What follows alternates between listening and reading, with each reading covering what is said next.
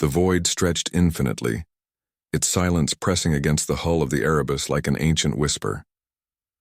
The ship hovered just beyond the remnants of a collapsed star, where the light of its final breath had long since been devoured by an event horizon that even time itself could not escape.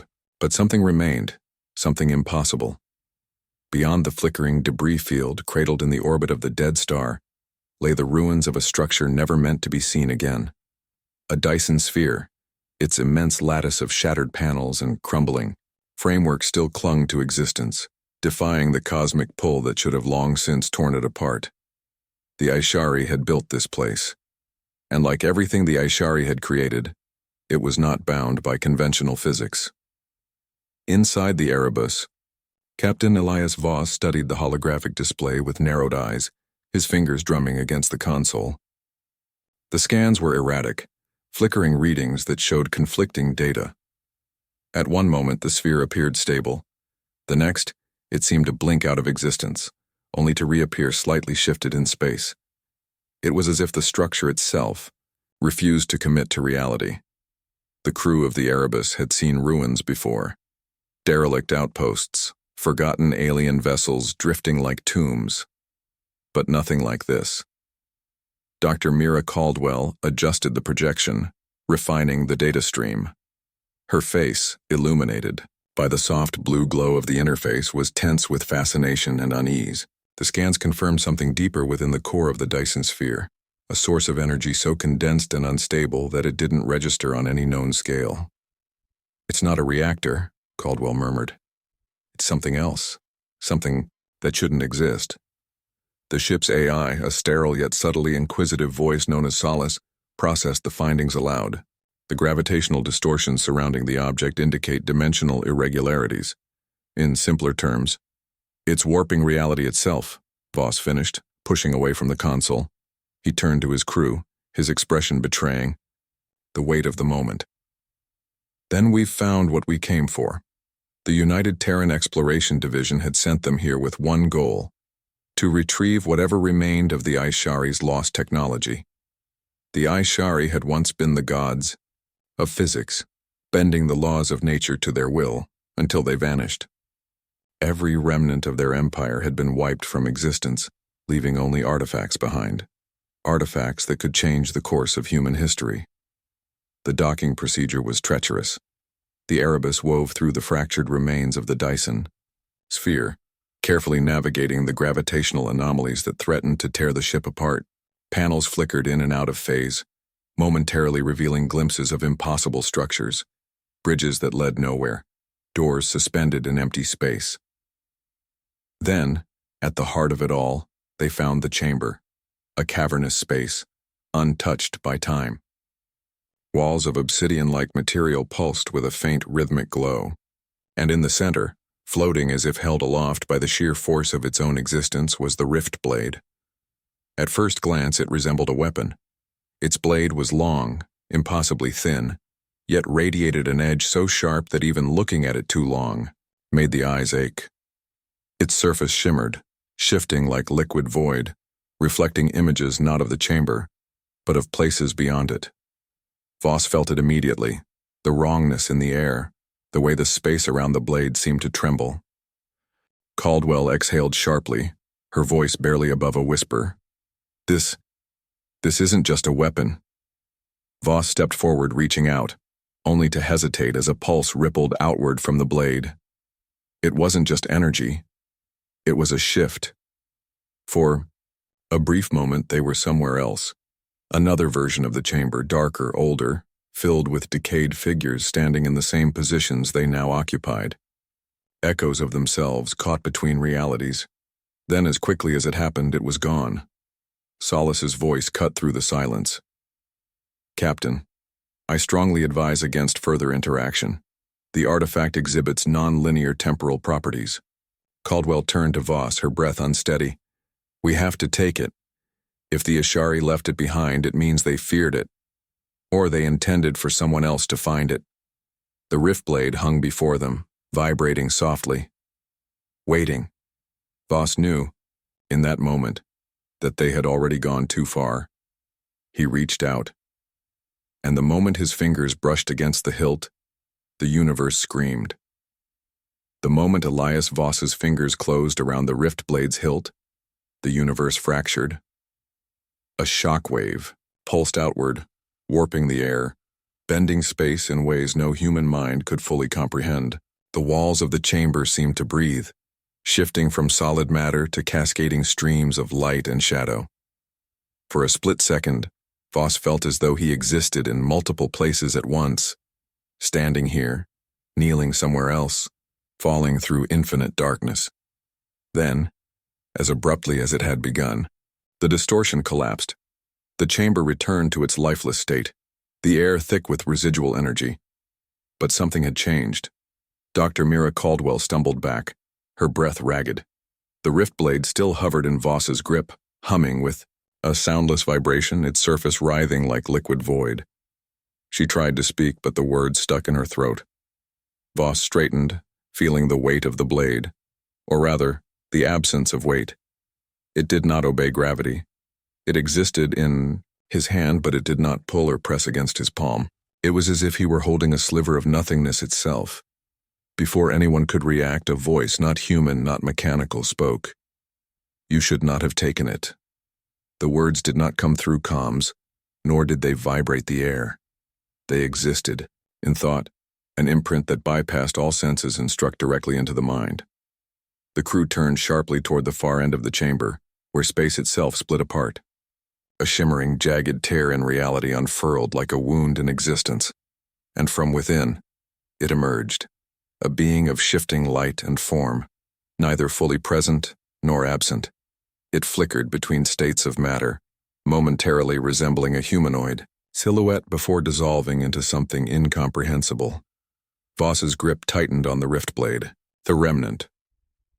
Dr. Caldwell exhaled sharply, recognizing the being from fractured Ashari records, a guardian, a warden of their lost technology. But something was wrong. Its presence was not whole. Its form flickered in and out, fragments of its existence torn away by whatever force had bound it to this place. The voice, distorted by time, continued, "The blade does not belong here.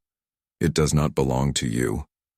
Voss felt the words pushing against his mind, urging him to let go, but he couldn't. Something deeper than instinct, something primal, kept his fingers locked around the weapon. Caldwell found her voice.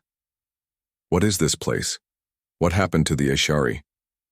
The remnant's form pulsed erratically. For a moment, its shifting presence stilled and something close to grief radiated outward. The Ashari did not die. They did not fade. They cut themselves away. The chamber shuddered. The rift blade flared, and suddenly the walls peeled open, revealing fragments of infinite realities. The crew stumbled backward as the chamber's interior melted away, revealing sights no human mind was ever meant to witness. Cities that stretched across the bones of titanic creatures. Oceans suspended in midair, teeming with creatures that sang in forgotten languages. A sun that did not burn but spoke in pulses of living code. But among the visions there was something else. A shadow, too large to be real. A shape that did not move, yet seemed to be everywhere at once. It loomed at the edges of perception, a presence that neither advanced nor retreated, only watched. Caldwell's pulse thundered. She could not look directly at it, but she could feel it. The remnant's voice splintered into raw emotion. "The rift is open. You have woken him." Voss took an instinctive step forward. "Who?" The remnant shuddered, its form collapsing into fragments. The one the Ashari fled from. The rift blade pulsed violently, reacting to the shifting realities around them. For a brief moment, Voss felt the edges of his own existence unraveling, memories slipping away, new ones taking their place.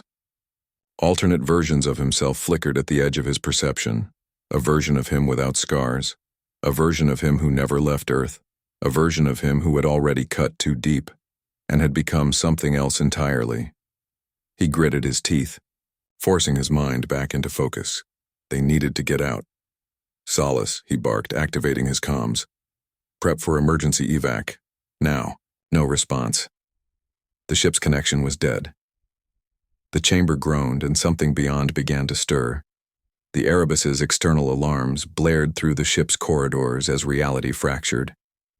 Inside the bridge, Solace's systems flickered, struggling to maintain coherence as the gravitational distortion surged.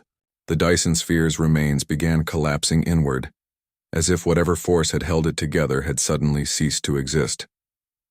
Aboard the ship, pilot Corin Vega fought to steady their position. "Voss, we're losing stability." A rupture of light and void erupted from the sphere's center. The ship's AI stuttered. Reality stabilizers failing, unknown gravitational influence detected. Then in a single, unforgiving moment, space itself tore apart.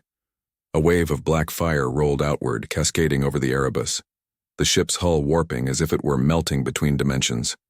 Vega yanked the controls, forcing the ship into a desperate, evasive maneuver as reality collapsed behind them. Voss and Caldwell ran, the rift blade vibrating in his grasp. The remnant's voice, now fading, whispered one final warning. "You must not cut." Not again. The Erebus barely escaped.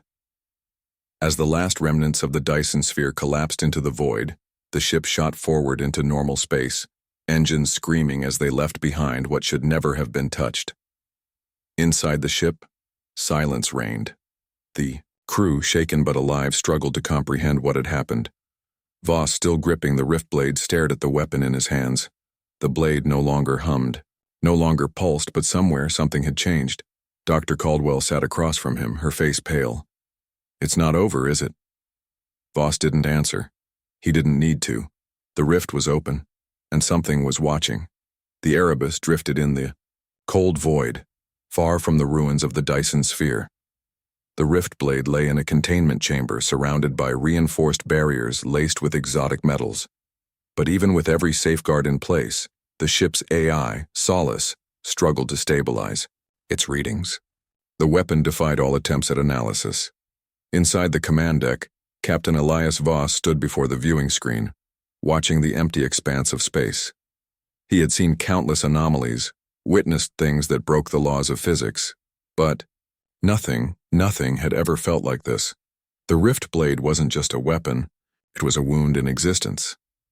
Dr. Mira Caldwell paced near the data console, her hands gripping a tablet loaded with everything they had been able to record about the blade, which, frustratingly, was almost nothing. "The blade doesn't emit energy, in any way we understand," she murmured, scrolling through the fragmented readings. "It's not absorbing matter either. It's like it's unbound from time, from space." Voss remained silent, his thoughts circling back to the remnant's warning. The Ashari did not die. They did not fade. They cut themselves away. He turned toward her.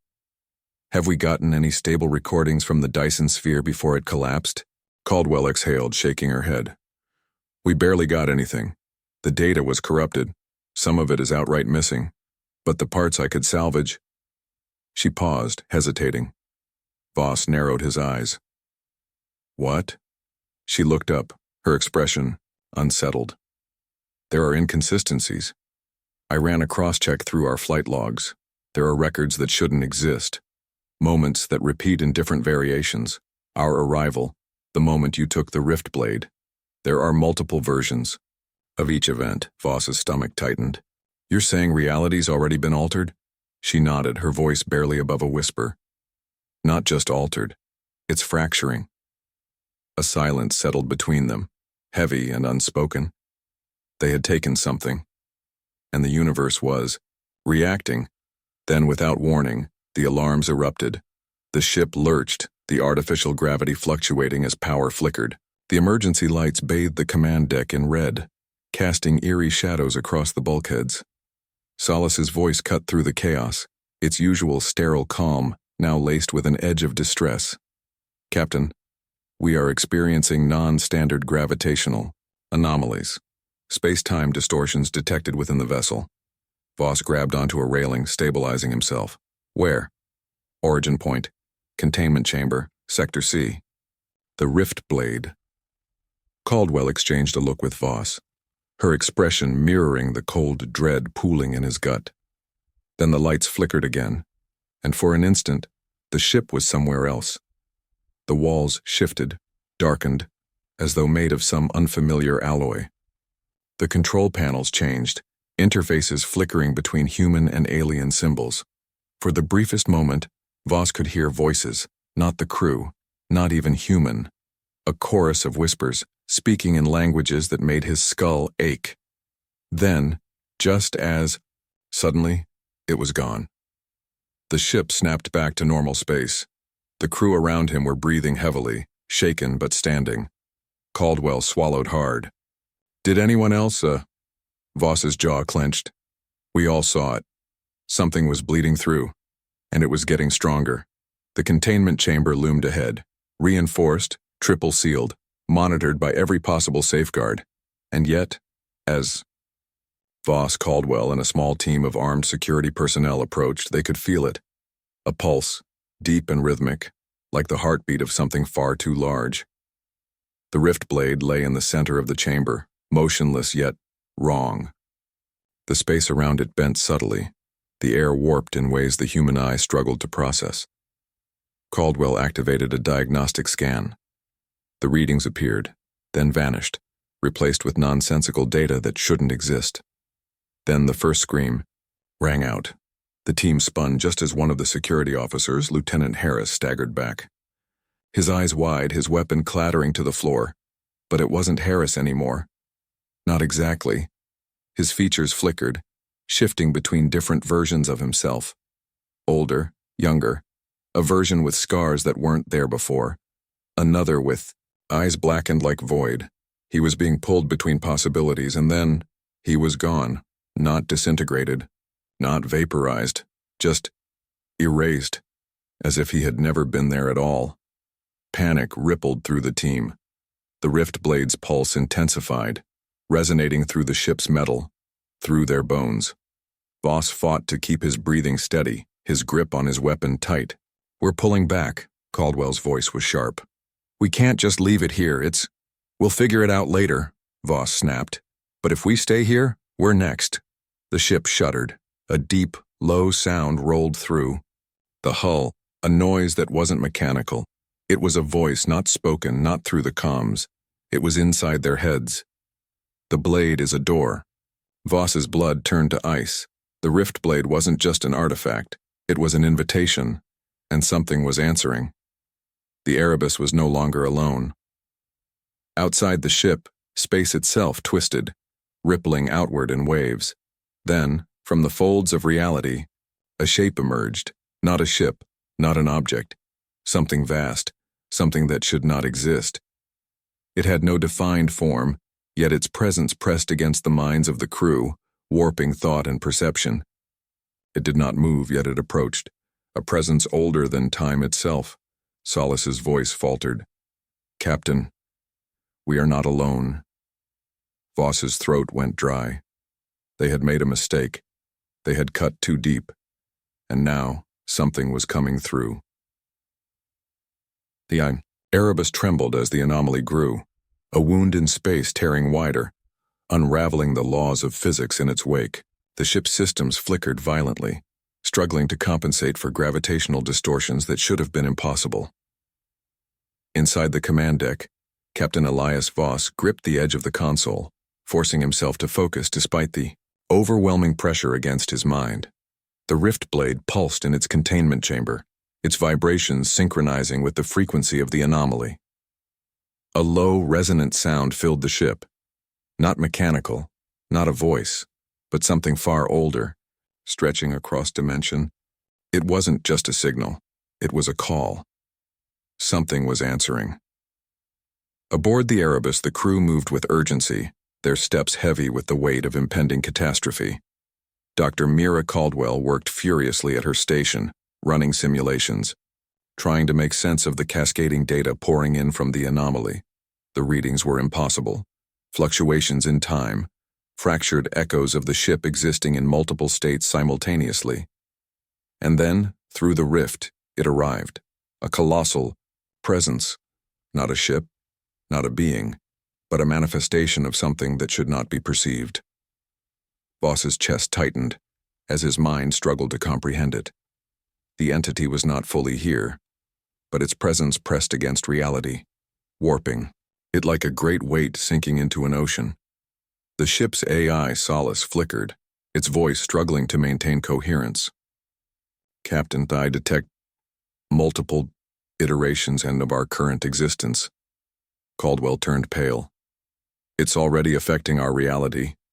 Voss forced himself to focus. We need to sever the connection. Now. Caldwell looked at him, the fear in her eyes barely contained. The rift blade is acting as an anchor. Whatever's coming through, it's using it to hold this reality open. A cold realization settled over Voss. They had brought something back with them, something that had been waiting, and it was almost here. The rift blade sang, a resonant hum that vibrated through the walls, through the air, through their bones. Then, as if sensing its wielder, it moved. The containment chamber ruptured, a shockwave, exploded outward, sending debris spiraling through the corridors.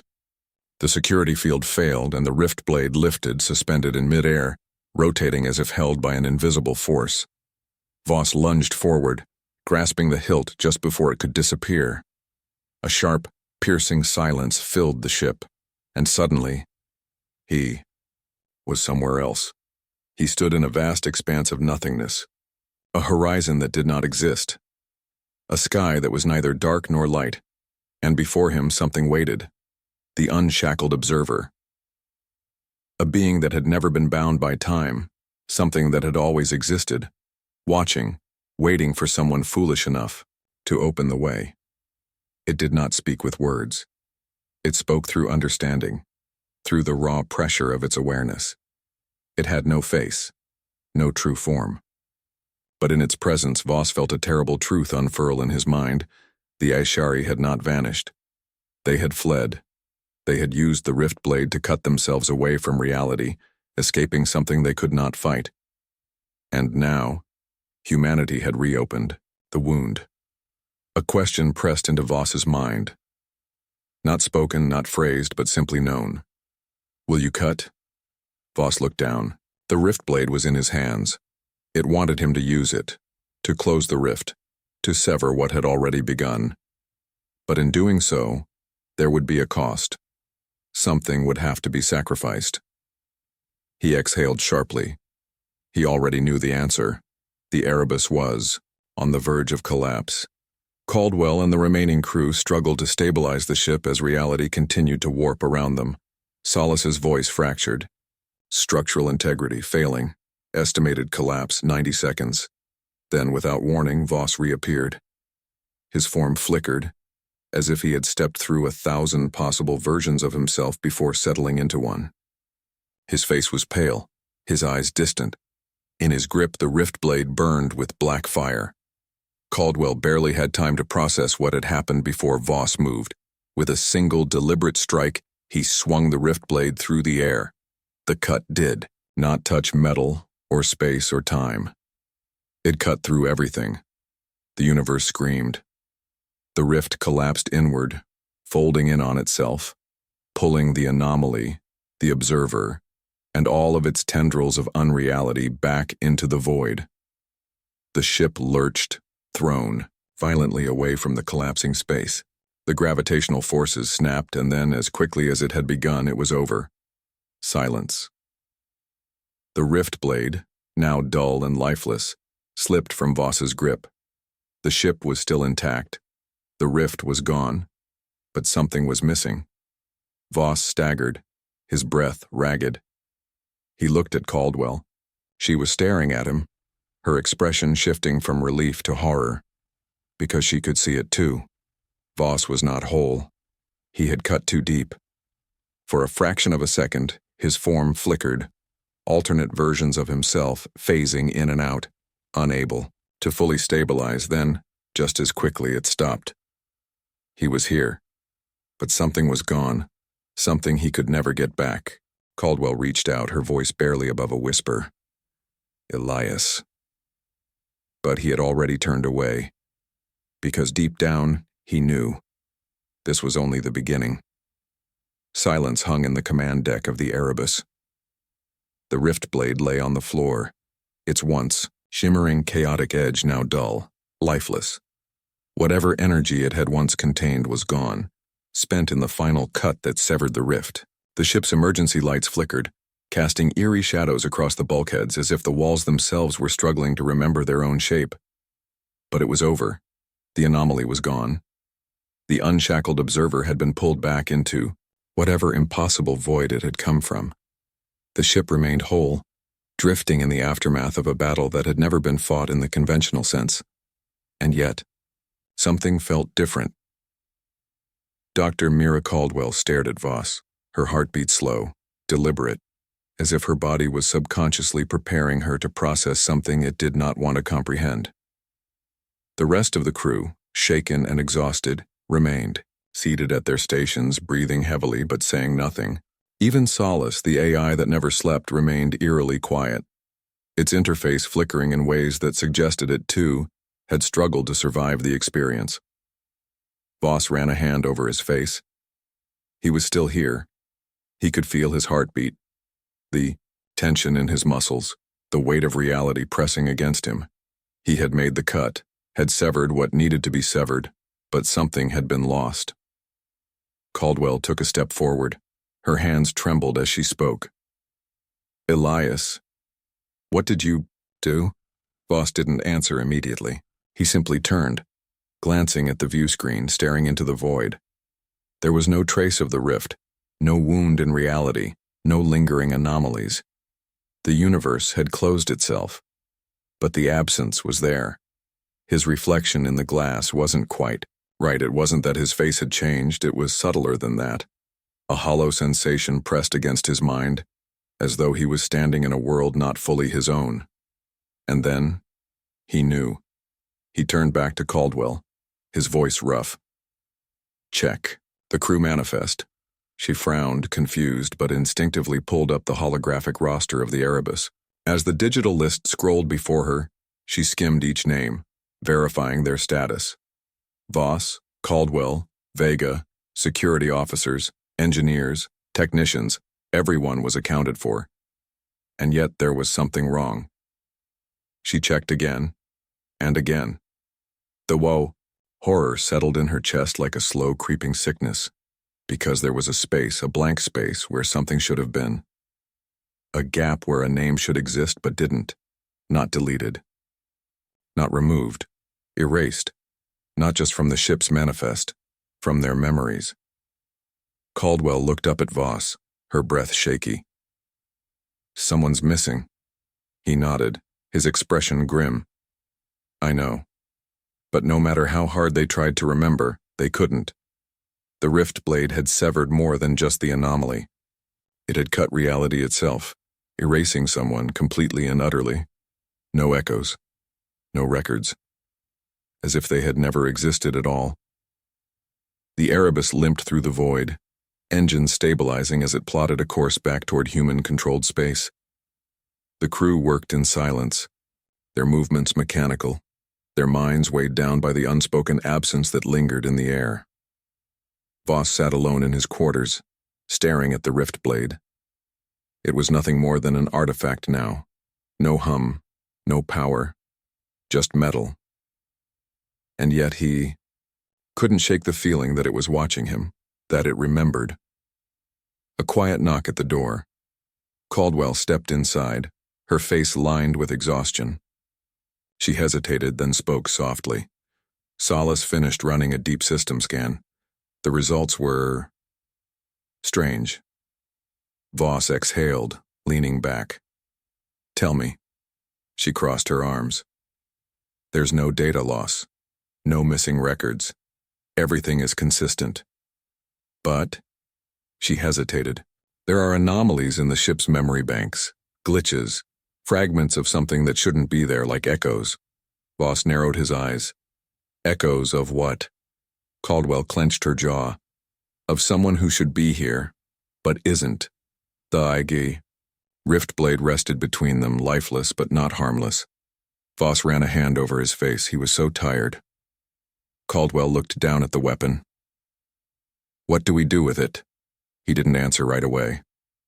The logical choice would be to destroy it, send it into the heart of a star, let it be consumed by forces far beyond them. But the rift blade wasn't something so easily undone. It had existed before humanity, and if it was destroyed, what would happen to what had already been cut? Voss stood, grabbing a containment case and sealing the rift blade inside. We keep it locked down. Deep storage. No one touches it. Ever. Caldwell didn't argue. She simply nodded. They both knew the truth. It was only a matter of time before someone else found it. And cut again. Years passed. The Erebus was decommissioned, its records sealed under the highest level of military classification. The rift blade was taken from human hands and buried within the vault, an off-world facility designed to hold artifacts too dangerous to be studied, too powerful to be destroyed. It was sealed behind layers of quantum encryption, guarded by autonomous sentries, locked away in a vault where no human would ever set foot again. The official report labeled it as anomalous wreckage from an unidentified alien structure, its true nature known only to a handful of individuals, and yet, somewhere in the darkest corners of space, something still remembered. Far from Earth, in a classified research outpost, a team of operatives moved in silence, their faces obscured by reflective visors, their presence erased from all official records. They worked under the directive of the Shadow Bureau, an organization that did not officially exist. They had come to retrieve something. Inside the vault, security measures flickered. The sentries did not move, their systems frozen in time as a presence passed through the corridors, unseen, untouched. A single figure entered the deepest chamber, where the rift blade had been stored. The case lay undisturbed, its seals intact. But the air hummed, charged with something that had not been there before. The figure reached out, pressing a hand against the containment glass. For a moment, the rift blade remained lifeless. Then, as if sensing the presence of another wielder, it stirred. A single pulse rippled through the vault. And deep within the void, far beyond the reach of any star, something turned its gaze toward humanity once more. The rift had never truly closed, and soon someone would cut again.